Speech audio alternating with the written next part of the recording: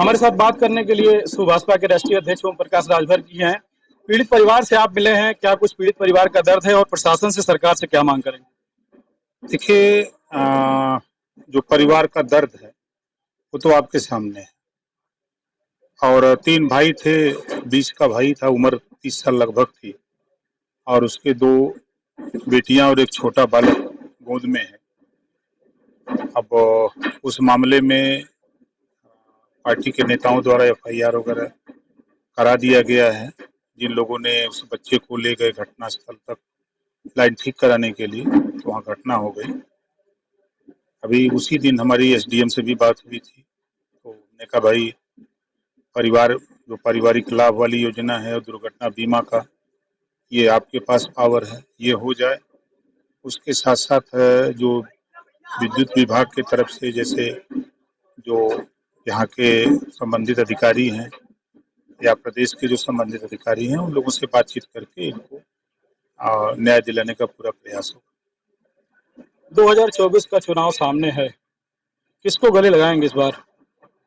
अभी तो जनता को गले लगा रहे हैं और जनता को समझा रहे हैं कि आप अपनी लड़ाई लड़ो, एक समान अनिवार्य फ्री शिक्षा के लिए लड़ो, घरेलू बिजली का बिल माफी के लिए लड़ो, जातिवाद जनगणना के लिए लड़ो, गरीबों का इलाज फ्री में हो इसके लिए लड़ो, देश में पूर्ण शराबबंदी हो उसके लिए आप लड़ो।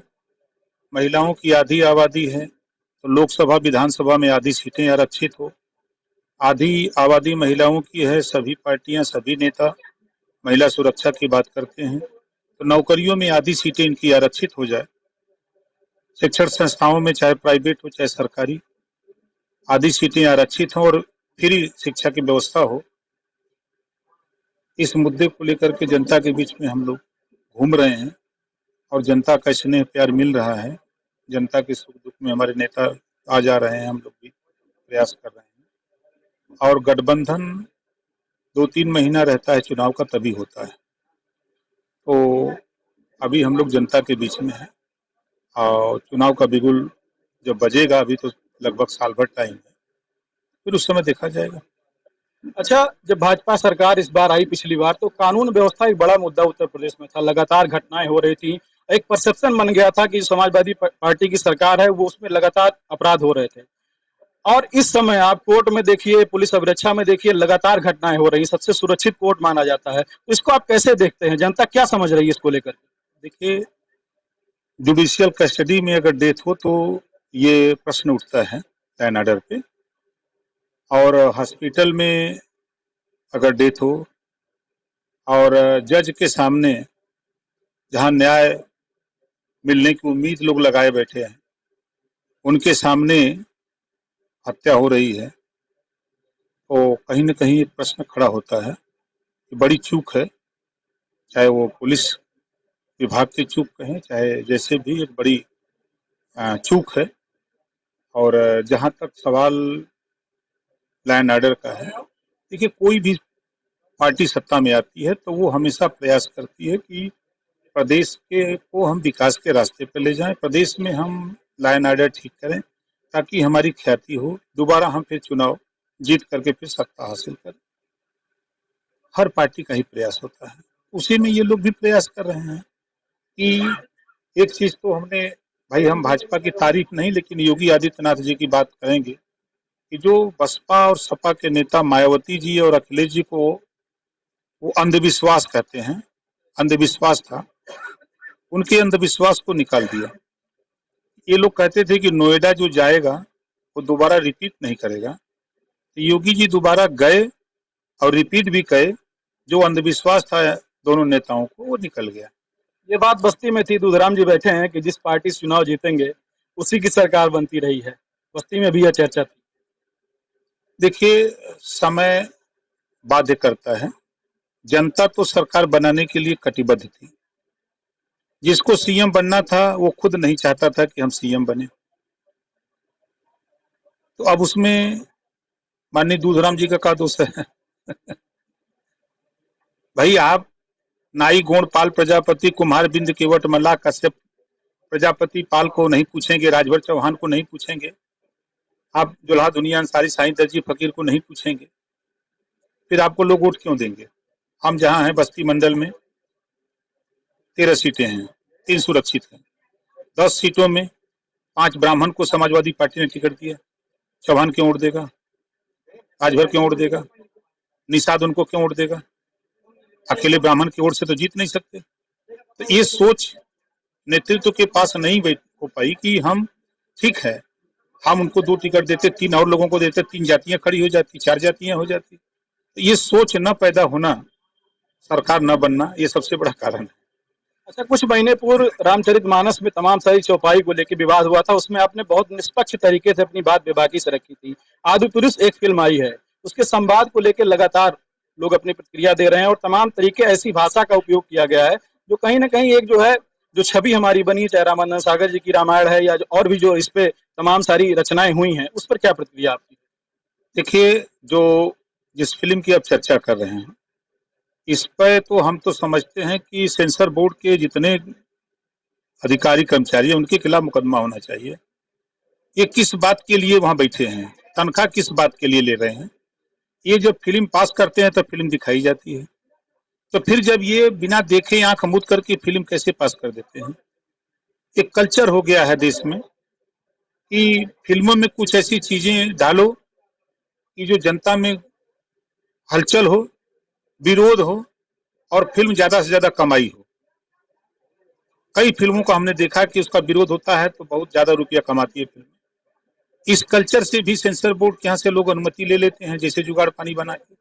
तो जिम्मेदार तो सेंसर बोर्ड है, हम उसकी निंदा करते हैं जो सेंसर बोर्ड ने पास किया है, हम उसकी निंदा करते हैं, ऐसा उसको नहीं करना चाहिए। एक आखिरी सवाल आपसे पूछेंगे, जो जातीय राजनीति में जातीय ध्रुवीकरण है प्रदेश से लेकर केंद्र तक में, वो लगातार बढ़ रहा है और जिस तरीके से जातिगत एक जो है लोगों को इकट्ठा किया जा रहा है जाति के आधार पर, जो बड़े नेता हुए हैं, चाहे लोहिया जी हुए, जयप्रकाश जी हुए, अटल जी हुए, उन्होंने हमेशा इस चीज को बहुत मायने नहीं दिया। तो आपको क्या लगता है जो राजभर समाज है या और जो लोग जुड़े हैं समाज के, किस तरीके से अपना भविष्य वो देख रहे हैं पार्टी को लेकर के, या जो राजनीतिक हिस्सेदारी है पूरे देश में या प्रदेश में, वो कहाँ देख रहे हैं? इसी में से छोटा सवाल एक है, और कि आप 2024 में आपकी सीट लोकसभा कौन सी रहेगी, अगर बताना चाहें तो? देखिए, इस देश में या यूपी में हम कह लें, मान्यवर कांशीराम जी आए, सोई हुई कौम को जगाए कि आजादी के बाद आपका क्या अधिकार है। शुरू होता है राजनीति से, राजनीतिक चेतना जगाया, उसके बाद शिक्षा के प्रति जागरूकता पैदा किया, स्वास्थ्य के प्रति जागरूक लोगों को किया, अपने हक अधिकार के लिए जागरूक किया। आज कांशीराम जी की देन है, बाबा साहब डॉक्टर अम्बेडकर के संविधान की देन है कि आज हम भी एमएलए हैं। जनता में एक चीज मैं देखता हूं कि कल तक हम सब लोग अंग्रेजों के गुलाम थे, अंग्रेजों से तो आजादी मिली, लेकिन आज पार्टियों ने जातियों के नेता पैदा करके नेताओं के गुलाम बना लिया गया है। जैसे उदाहरण में भारतीय जनता पार्टी को ले लें, सपा को ले लें, बसपा को ले, किसी पार्टी को, उस पार्टी में जिस जाति का नेता है, जब वोट दिलाने को होता है तब तो बड़ा लंबा चौड़ा भाषण मारता है, माइक पैसा बोलता है कि माइकिया फाड़ जाएगी, इतना अधिकार दे देता माइक। लेकिन जब वही नेता जनता चुन करके उसके बिरादरी के लोग उसके विश्वास करके, चाहे वो ब्राह्मण क्यों ना हो, राजपूत, यादव, पटेल, कोई जाति का हो, जब वो सदन में चला जाता है तो फिर सदन में उसकी बोलती बंद हो जाती है।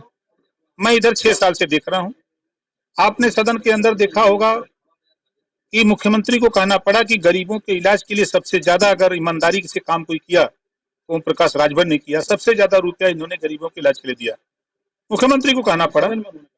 और सदन के अंदर चाहे एक समान अनिवार्य फ्री शिक्षा के सवाल पे बहस करना हो, चाहे घरेलू बिजली बिल के सवाल हो, चाहे सामाजिक न्याय समिति की रिपोर्ट लागू करने के सवाल पे हो, चाहे महिलाओं की आधी आबादी आधी सीटें लोकसभा विधानसभा में आरक्षित कराने की हो, चाहे नौकरियों में आधी सीटों का सवाल हो, चाहे शिक्षण संस्थाओं में हो, सारे मुद्दे को जिस तरह हम यहाँ माइक लगा के बोलते हैं, आपके यहाँ बाइट देते हैं, उसी तरह हम जनता के सदन के अंदर एक एक बिंदु पर बहस करते हैं।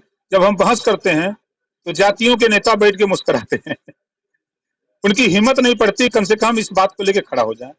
एक हमने देखा कि 11 मार्च 2022 को हाई कोर्ट ने फैसला दिया, भर राज्यभर जाति को अनुसूचित जनजाति में उत्तर प्रदेश सरकार 2 महीने में शामिल करे, 4 महीना बीता तो मैं मुख्यमंत्री से मिला और कहा कि भाई ये प्रस्ताव आदेश है हाई कोर्ट का, इसको भेजिए, उन्होंने कहा विचार किया जाएगा। फिर मैंने जब सदन में बोला तो हमारी जाति के खुद वहां 3 विधायक हैं, तीनों बैठ के मुस्कुरा रहे थे।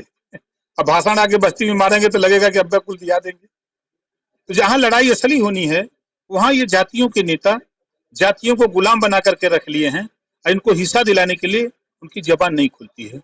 यही सबसे बड़ा दुर्गति का कारण है। आज जैसे आपने देखा हमारे पास ब्रजभूषण मिश्रा जी हैं, आपके सामने हैं, अनिल दूधराम जी हैं विधायक हैं, अनिल बेदीराम जी विधायक हैं।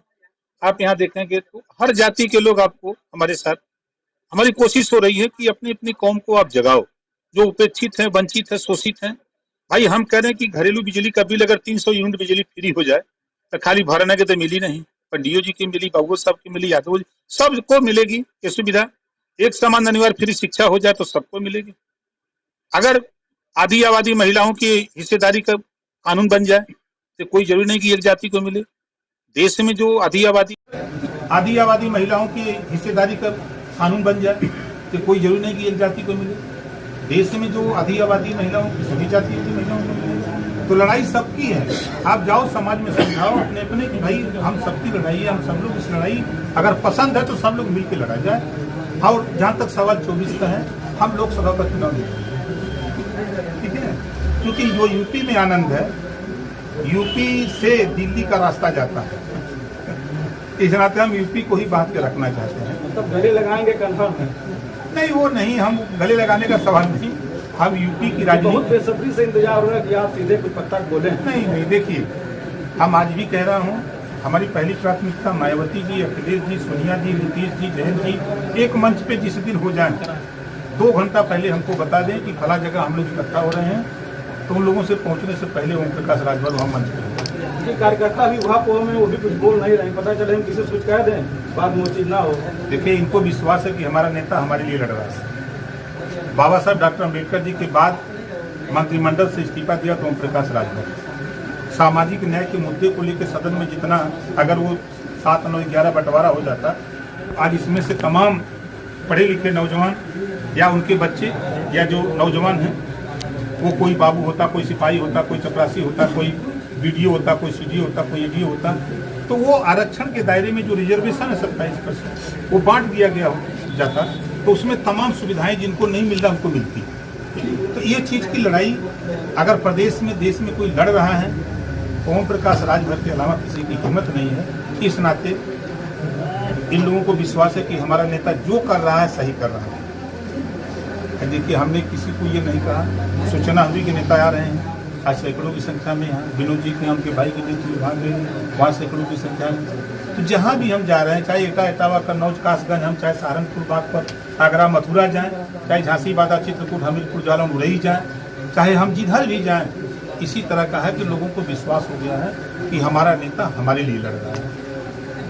बहुत बहुत धन्यवाद तो राजभर से, जिन्होंने सीधे तौर पर तमाम सारे महत्वपूर्ण मुद्दों पर अपनी बेबाकी से राय रखी और ये भी कहा कि 2024 का लोकसभा चुनाव वो नहीं लड़ेंगे। बस्ती से एसआर सागर के साथ विवेक कुमार।